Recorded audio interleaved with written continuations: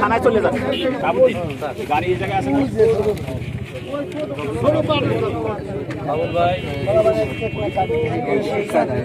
এই চাকরি আসলে তার এই তারিখে আমরা দেখালাম। পুলিশ কিন্তু সেই চাকরি উদ্ধার করেছে। ধারালো একটি চাকরি, অনেক ধারালো যে চাকরি বিভিন্ন জায়গায়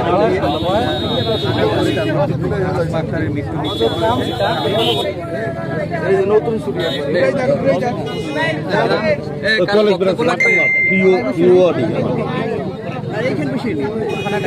যেমনটা জেনেছি যে আসলে পারিবারিক কলহের কারণেই এই হত্যাকাণ্ডের ঘটনা ঘটিয়েছেন এবং পুলিশের কাছেও আবুল কালাম তিনি আত্মসমর্পণ করে স্বীকার করেছেন যে তিনি হত্যাকাণ্ড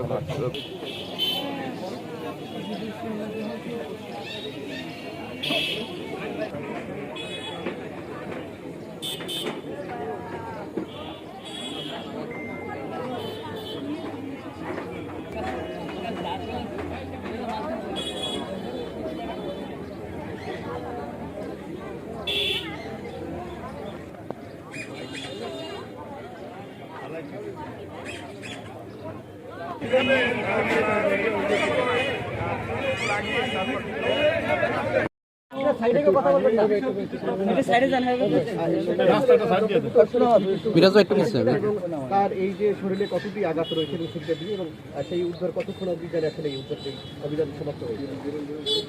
ধন্যবাদ।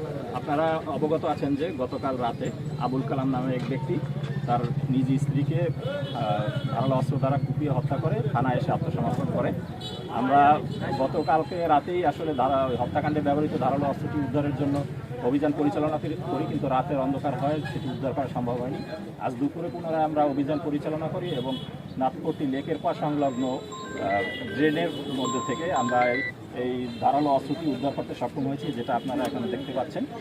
আমরা গ্রেপ্তারকৃত আসামিকে হত্যা মামলা দিয়েছি এবং তাকে বিজ্ঞ আদালতে আজকে প্রেরণ করব। কী কারণে হত্যা করা হয়েছে এটা কি আসলে বলেছেন তিনি?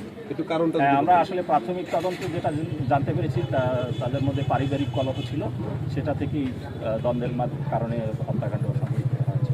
কতটি আঘাত করেছেন এই ছুরি দিয়ে আপনারা তার গায়ে আসলে অনেকগুলো আঘাতের চিহ্ন ছিল, দাগ ছিল। তার মধ্যে মুখমণ্ডলের আঘাত সবচেয়ে বড় এবং পেটের উপরে আঘাত এবং গলায় একটি আঘাত ছিল, যেটার কারণেই ধারণা করা হচ্ছে যে রক্তক্ষরণে তার মৃত্যু হতে পারে। যে ছুরিটি উদ্ধার করা হয়েছে কতটুকু বা কত ইঞ্চি হতে পারে? এটা আসলে এখন আমরা মাপ দিইনি তো, তবে আনুমানিক কত ইঞ্চি হতে পারে? বেশি 5 ইঞ্চি হতে পারে। এখানে যে আমরা একটা বিষয়ে জানতে চাচ্ছি যে তারা বলছে যে মেয়েলি কোনো ঘটনা বা ছেলেলি কোনো ঘটনা, পরকীয় কোনো ঘটনা আছে কিনা এই বিষয়ে একটু।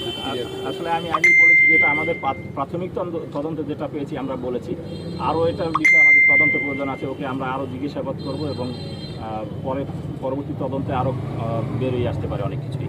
আমরা জানতে পেরেছি যে বাচ্চাদের ছাই এই ধরনের হত্যাকাণ্ড পরিকল্পিতভাবেই হচ্ছে বলে আপনারা কি জানতে পেরেছেন? পরিকল্পিতভাবে তো অবশ্যই হত্যাকাণ্ড হয়েছে, তাতে কোনো সন্দেহ নাই। তবে বাচ্চাদেরকে কোনো ধরনের নেশাজাতীয় কিছু খাওয়ানো হয়েছিল কিনা এটা আমরা খতিয়ে দেখব। ঠিক আছে।